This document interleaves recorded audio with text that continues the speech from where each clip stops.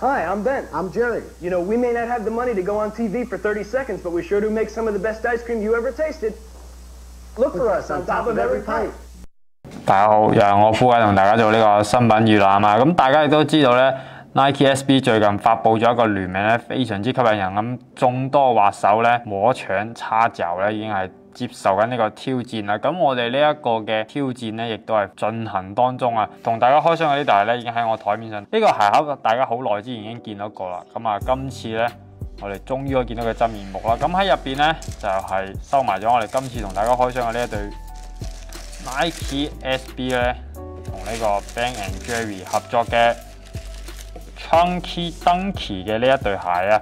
咁喺台面上嘅呢一對 Dunk SB 我覺得係非常之好睇啊！咁其實亦都係 Nike SB 咧喺一個國外嘅網站上，其實已經係喺上一年咧已經有咧同大家去預示住咧 Dunk SB 咧即將會回歸啊！咁啊佢亦都話講咧 Nike SB 其實有好多故事可以講啊！咁 Nike SB 咧其實已經有10幾年嘅文化啦。咁喺佢嘅一個歷史當中咧，其實有好多經典嘅鞋款或者係配飾咧，已經係推出過啦。咁佢今次呢個全新嘅配飾咧，我覺得亦都係可以寫入歷史當中啊。咁大家可以見到呢一對鞋咧，其實成對鞋嘅一個元素咧，藍天白雲，仲有咧奶牛啊。其實呢個雪糕咧係一個本身佢一個雪糕咧叫做 Chunky Monkey， 咁佢一個咧香蕉味嘅雪糕。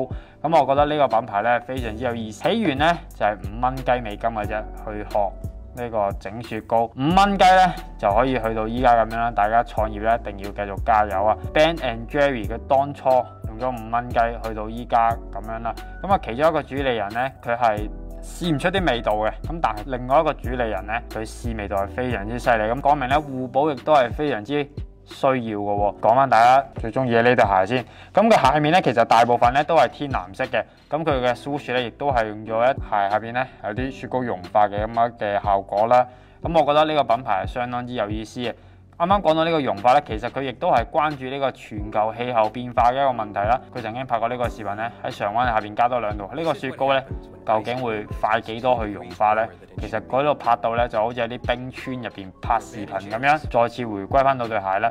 咁啊，佢嘅鞋身咧，其實大家都注意到呢啲奶牛圖案嘅部分咧，其實都用一個仿馬毛嘅材質咧去做嘅。佢 Ben&Jerry 我覺得呢一個嘅品牌嘅 logo 嘅字體咧，我都係非常之好睇。咁佢個 logo 咧，其實收埋咗咧喺鞋墊入邊啦。